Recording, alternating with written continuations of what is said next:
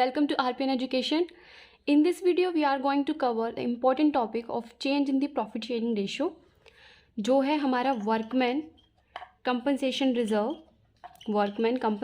reserve and another one is investment fluctuations reserve.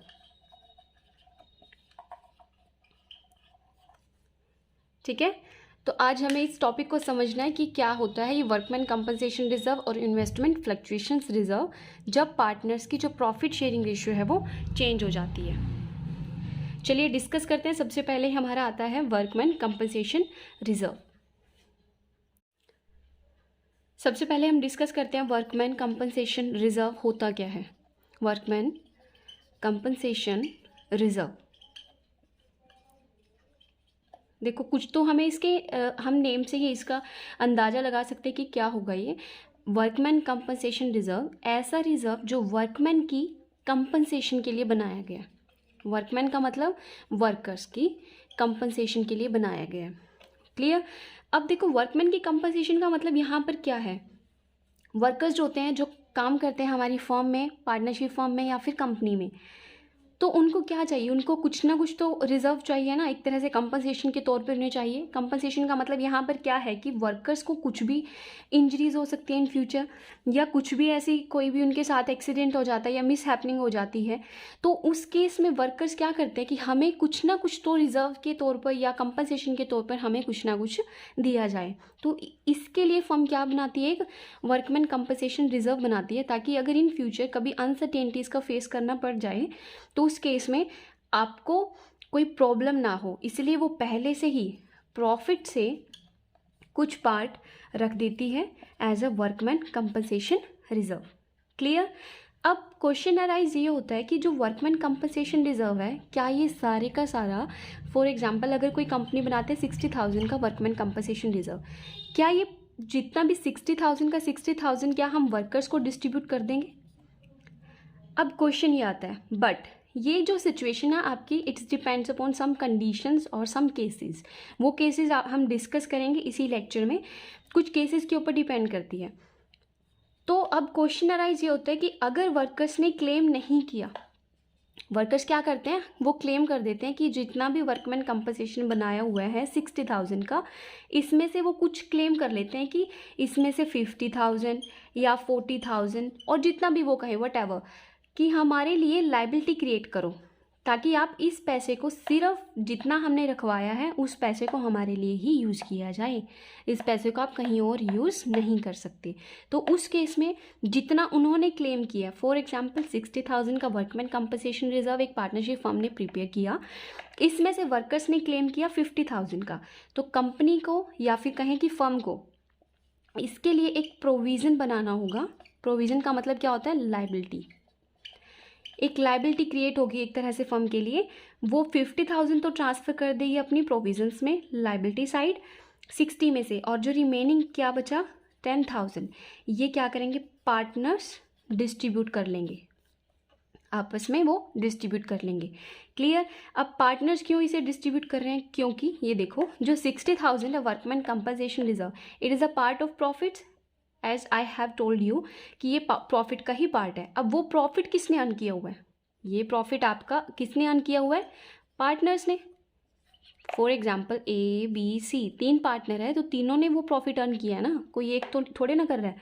तो ये profit किसका पार्ट है, जो भी प्रॉफिट अर्न किया है पार्टनर्स ने, और workman compensation reserve it is a part of profit. इसीलिए जितना क्लेम दिया वर्कर्स को वो ठीक है, 60 में से 50 दे दिया, बाकी रिमेनिंग जो 10,000 है वो क्या करेंगे, पार्टनर्स अपने आप में डिस्ट्रीब्यूट कर लेंगे। अब क्वेश्चन ये होता है कि पार्टनर्स डिस्ट्रीब्यूट तो कर लेंगे, बट वो किस रेशियो में करेंगे। रेशियो मतलब क्या वो ओल्ड होगी या फिर न्यू प्रॉफिट शेयरिंग रेशियो होगी। क्लियर। अब सबसे पहले देखो जो वर्कर्स हैं, ये जो चीज़ होती है ना वर्कर्स डिस्ट्रीब्यूट करते हैं, ये तभी होता है जब प्रॉफिट शेयरिंग रेशियो क्या होती है, change in the profit sharing ratio. Future में प्रॉफिट शेयरिंग रेशियो चेंज हो जाती है, उस केस में वर्कर्स क्या डिसाइड करते हैं। फॉर एग्जांपल अगर हमारे पास 3 वर्कर्स हैं, वर्कर्स नहीं सॉरी यहाँ पे पार्टनर्स है, जितना भी मैंने बोला है अभी वो पार्टनर्स की बात कर रही हूँ मैं। फॉर एग्जांपल हमारे पास 3 पार्टनर है, ए बी और सी।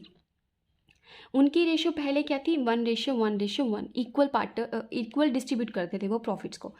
उसके बाद जब प्रॉफिट शेयरिंग रेशो चेंज हो जाती है तो इनकी जो रेशो होगी 3, 2 एंड 1। क्लियर, 3, 2 और 1। और अगर हम बात करते हैं कि वर्कमैन कंपनसेशन रिजर्व कितना है, 60,000 का। अगर हम बात करते हैं कि अगर ओल्ड प्रॉफिट शेयरिंग रेशियो के अकॉर्डिंग देखा जाए तो ए को, बी को और सी को कितना मिलेगा, ए को कितना मिलेगा 1/3, 20,000, बी को भी 20,000, सी को भी 20,000। और अगर हम इसी चीज़ को न्यू प्रॉफिट शेयरिंग रेशियो के अकॉर्डिंग देखते हैं तो ए को कितना मिलेगा 3/6, सो यहाँ पे 30,000 ए को मिलेगा, और इसको कितना मिलेगा 2/6, 20,000, और इसको मिलेगा 10,000। क्लियर।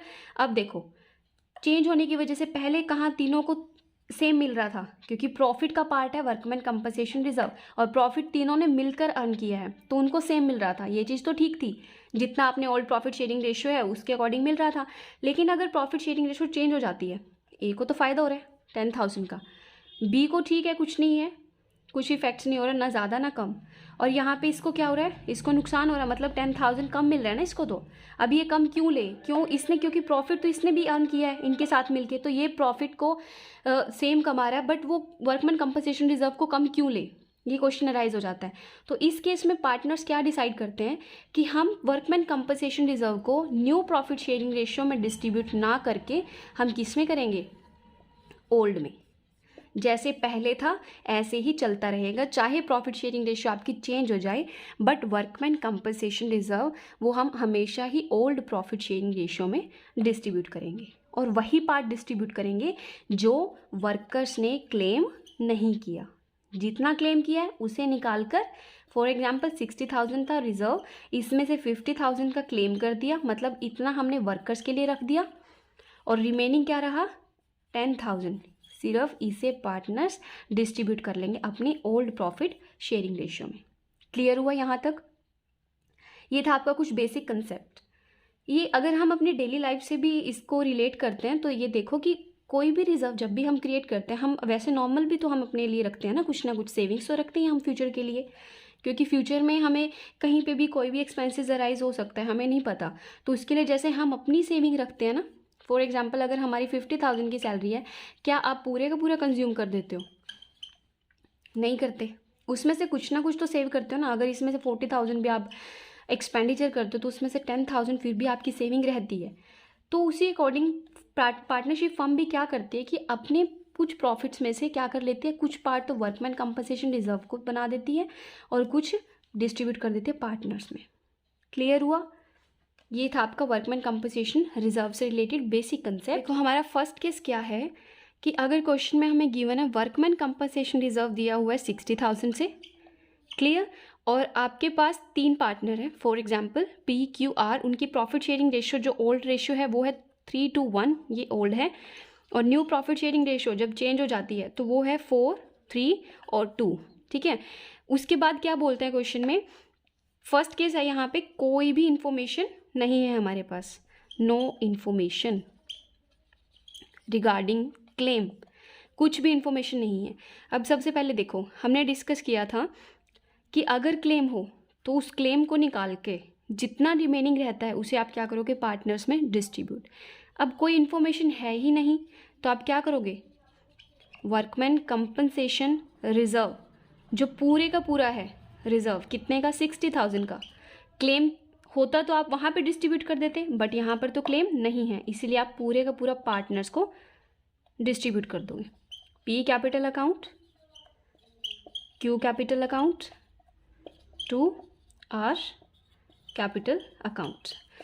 अब किस रेशियो में होगा ये होगा आपकी ओल्ड प्रॉफिट शेयरिंग रेशियो में, क्योंकि हम पहले ही बता चुके हैं ना कि पार्टनर्स क्या करते हैं, न्यू प्रॉफिट शेयरिंग रेशियो में ना कर ओल्ड में ही डिस्ट्रीब्यूट कर लेते हैं, क्योंकि न्यू के अकॉर्डिंग किसी को कम मिलेगा किसी को ज़्यादा मिलेगा, बट अर्निंग उनकी सेम है, सेम प्रॉफिट अर्न कर रहे हैं, सेम एफर्ट्स लगा रहे हैं, तो कम ज़्यादा क्यों मिले, क्यों ना उसके अकॉर्डिंग मिले जैसा कि उनको ओल्ड पहले ही मिलता था।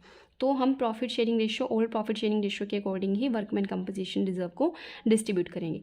अब यहाँ पर 60,000 है तो 60,000 के अकॉर्डिंग अगर आप पी को डिस्ट्रीब्यूट करोगे 3/6, पी का है 60,000 का, ये आपका आ जाएगा यहाँ पे 30,000। ऐसे ही क्यू का यहाँ पे 20 और आर का यहाँ पे 10,000 हो जाएगा। फर्स्ट केस क्लियर हुआ। ये केस था कि जब आपके पास कोई भी इंफॉर्मेशन क्वेश्चन में गिवन नहीं है। सेकंड केस यहाँ पर आ जाता है कि अगर क्लेम दिया हुआ है हमें, वर्कर्स ने बोला कि हमारे लिए एक प्रोविज़न बनाओ, उन्होंने क्या बोला कि हमारे लिए एक लाइबिलिटी बनाओ, तो उस केस में लाइबिलिटी उन्होंने कितनी क्लेम की, 24,000 की, कि हमारे लिए इतना क्लेम रख दो। और कंपनसेशन कितना था हमारे पास, रिजर्व 60,000 का। तो इस केस में क्या होगा आपका, workman compensation reserve account debit, उसके बाद जो क्लेम बनाया है उसे क्या करोगे, टू प्रोविज़न, क्योंकि ये लाइबिलिटी है, to A capital, sorry P capital, Q and R capital. Workman compensation आपका 60,000 का था। अब 60 में से आपने 24 का क्या बना दिया, प्रोविज़न। अब रिमेनिंग क्या रहा, 60 माइनस 24, 36,000। 36,000 बचा ना, पार्टनर्स के लिए कितना बचा, 36,000। अब ये पार्टनर्स क्या करेंगे, तीनों पार्टनर्स पी क्यू आर आपस में अपनी जो ओल्ड प्रॉफिट शेयरिंग रेशियो थी 3:1 के अकॉर्डिंग डिस्ट्रीब्यूट करेंगे। तो ये आपका अमाउंट आ जाएगा 36 को 3/6 से करेंगे तो इसका आ जाएगा 18,000। क्यू को कितना मिलेगा, 12,000 और इसको 6,000। सेकेंड केस क्लियर हुआ। नेक्स्ट केस हमारा इसमें आ जाता है कि अगर जो वर्कमैन कंपनसेशन है आपकी 60,000 है, वो क्वेश्चन में गिवन है, उसके बाद बोलते हैं कि अगर क्लेम कितना किया है, क्लेम भी यहाँ पर पूरा कर लिया 60 का 60,000, मतलब जितना एक पार्टनरशिप फर्म ने क्या बनाया 60,000 का रिजर्व बनाया था, तो वर्कर्स ने बोला कि हमें पूरा चाहिए, मतलब इन फ्यूचर अगर कुछ भी हो जाता है तो आप पूरा क्लेम में डाल दो इसे।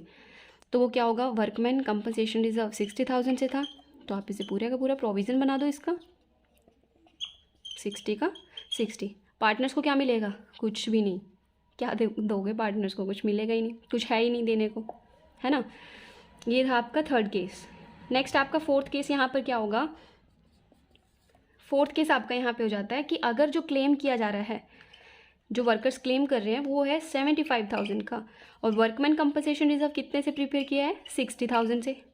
ये क्या हो गया भाई, ये तो ज़्यादा मांग लिया, मतलब ये तो 60,000 हमारे पास है और मांगने वाले ज़्यादा, मतलब पैसे कम है और ज़्यादा मांगे जा रहे हैं, तो क्या करोगे आप उस केस में, लॉस ही उठाना पड़ेगा ना। वर्कमैन कंपनसेशन रिजर्व कितने का, 60,000 का, देना कितना है, प्रोविज़न कितने का बनाओगे, 75,000 का। अब ये 15,000 15,000 क्या करोगे आप, 15,000 से आप क्या कर दोगे, डेबिट। इसका मतलब ये क्या है, रीवैल्यूएशन अकाउंट में से ट्रांसफ़र कर दोगे। रीवैल्यूएशन का मतलब क्या है यहाँ पे, लॉस, मतलब रीवैल्यूएशन को अगर आप क्रेडिट करते हो तो वो क्या होता है, प्रॉफिट, डेबिट करते हो तो वो क्या होता है, लॉस। तो मतलब ये लॉस क्या करेंगे, सभी पार्टनर्स इस लॉस को आपस में डिस्ट्रीब्यूट करेंगे। मतलब ये पैसा जो है ना 15,000 का, ये पार्टनर्स अपनी पॉकेट से देंगे। अपनी पॉकेट से का मतलब क्या है, ये फर्म का नहीं होगा बल्कि पार्टनर्स अपनी पॉकेट से देंगे, क्योंकि 60,000 का है फर्म के पास, तो सिर्फ कितना है, 60,000 चाहिए, कितना 75, 15,000 कौन देगा, पार्टनर्स। जब वो ले सकते हैं तो देने का भी तो हक है ना उनका। क्लियर हुआ।